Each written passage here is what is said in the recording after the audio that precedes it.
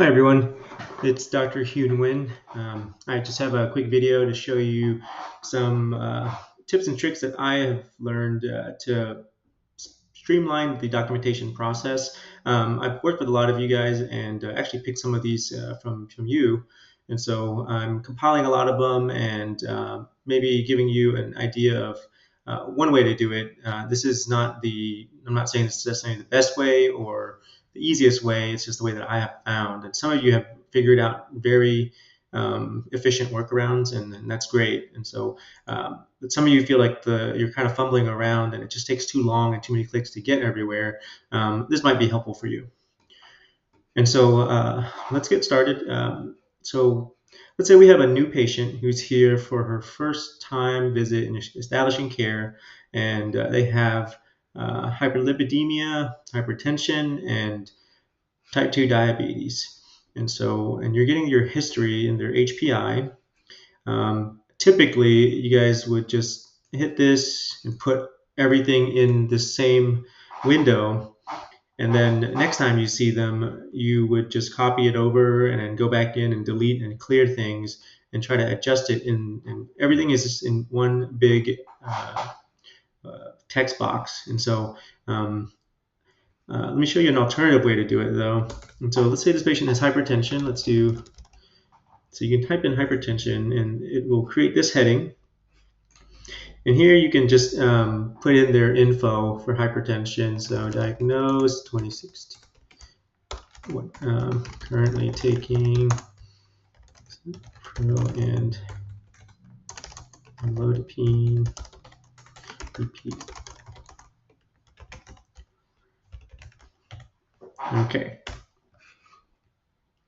You can put stuff like their cardiologist and hit OK. And then to add stuff about their hyperlipidemia,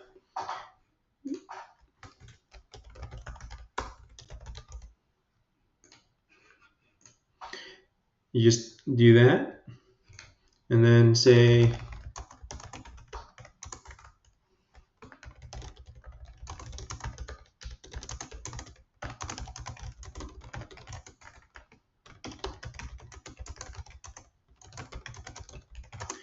so things like that.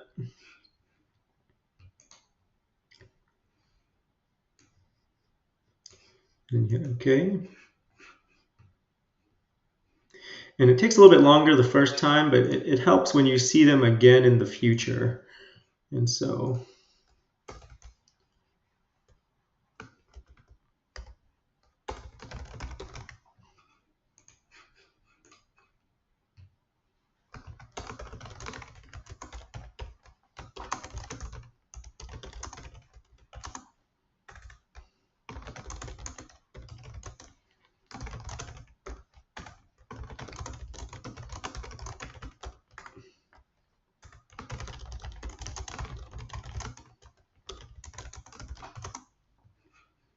okay.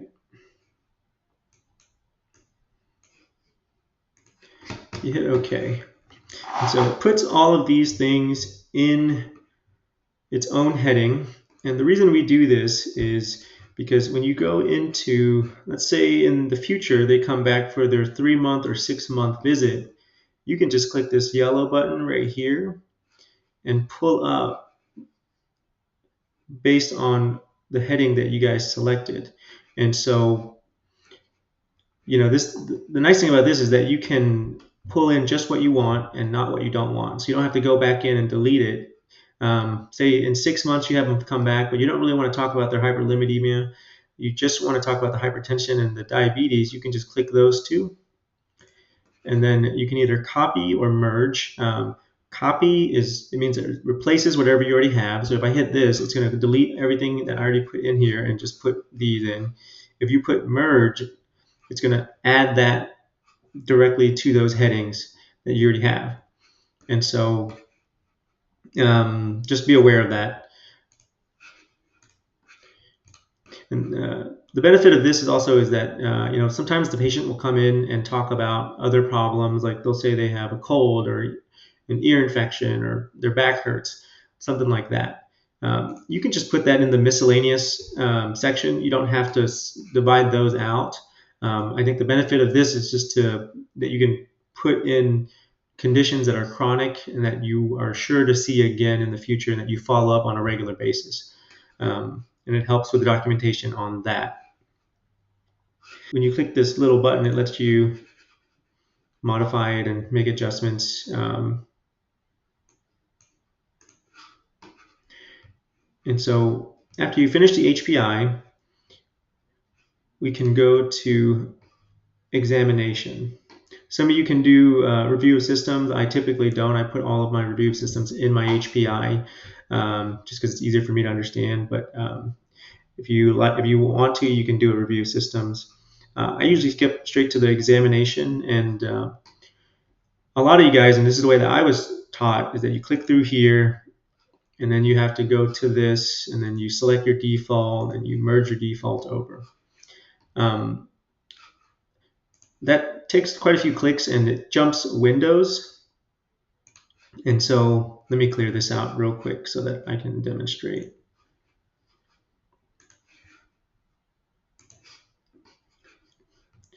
So once we finish our HPI, I like to click this plus button right here next to the yellow caret pointing down, and it pops up this window for me. And what I like about this is that a lot of times I'm doing a limited exam. You can just click on what you want, and if you don't like it, you just click it again and it clears it. If you want a free text, you can free text or click through things.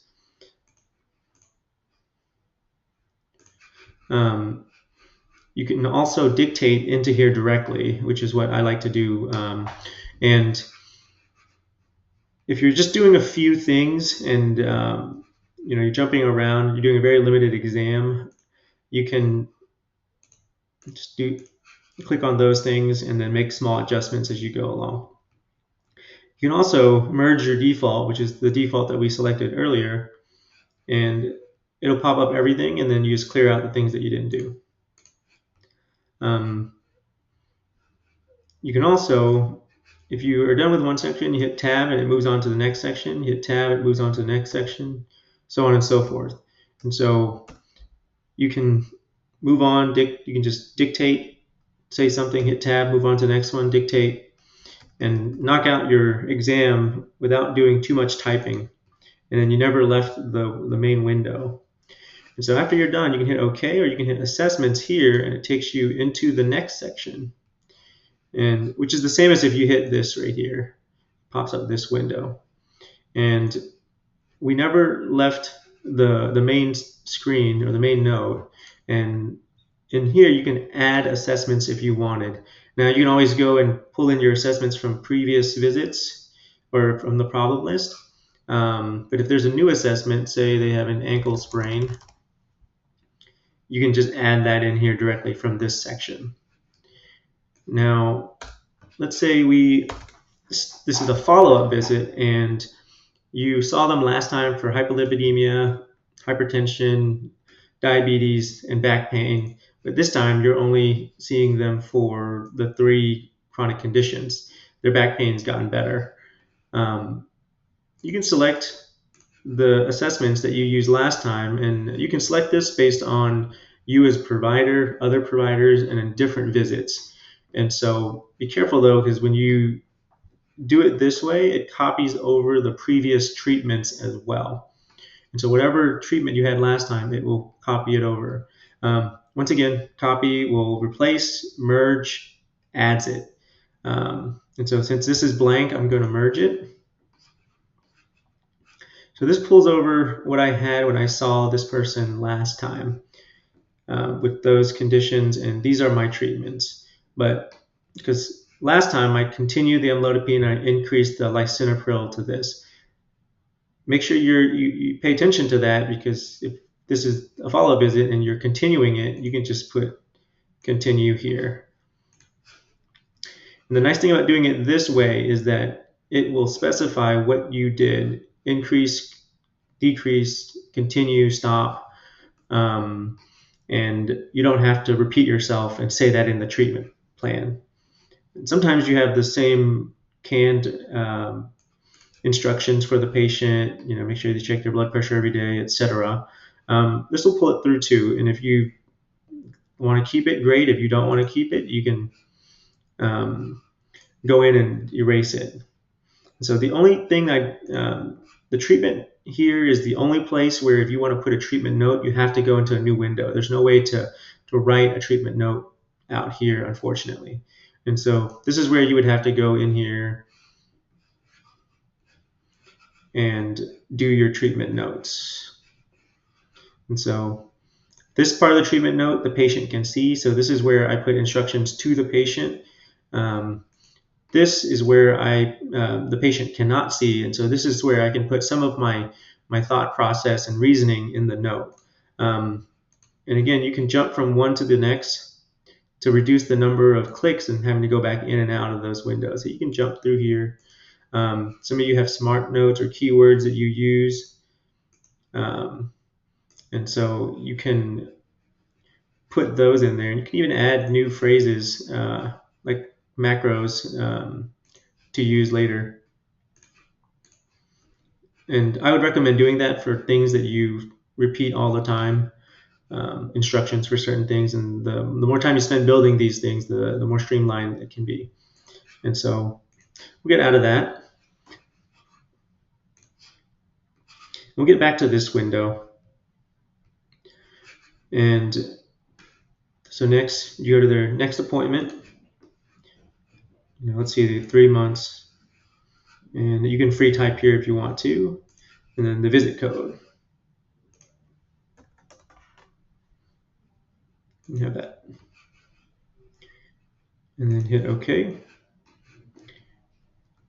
And so your note is basically done. And that's one way to streamline things quite a bit. And so say there are treatments that you wanted to add but you forgot, and the order sets that I showed you last time, sometimes they're cumbersome to go through the whole process if you only wanted to add one thing. So you can click here, and this is where you can put an order in. It's the same as this, the quick order. And I like this is because you can just add a single thing. So let's say we do, no, that one might not be in there.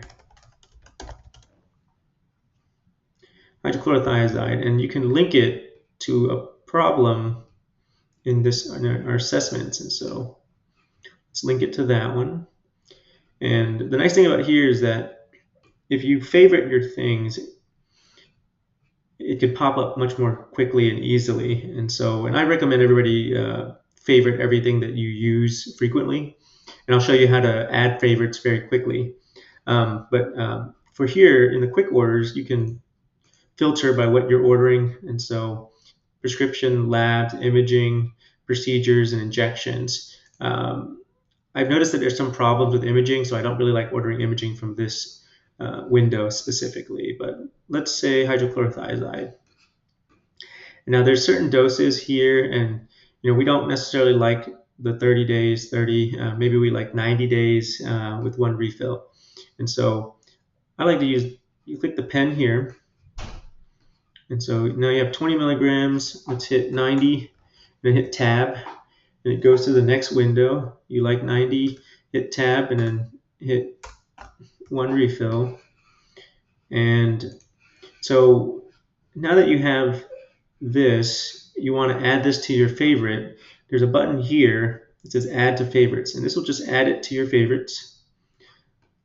And click OK.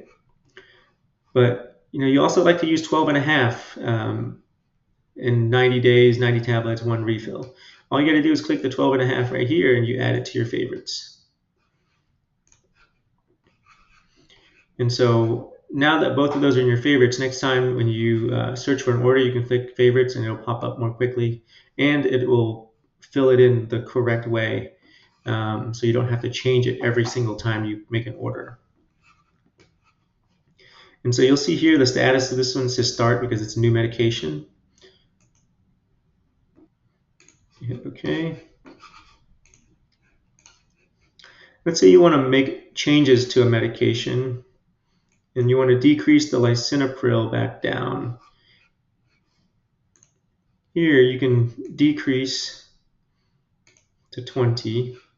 You still keep everything the same in prescription, and you can decide which ones you want to send and which ones you don't later when you send it. So that will designate that in your treatment plan. Basically, try to use these when you can, so it prevents you from having to click back in and out of windows. But sometimes you have to, and there's nothing you can do about it. And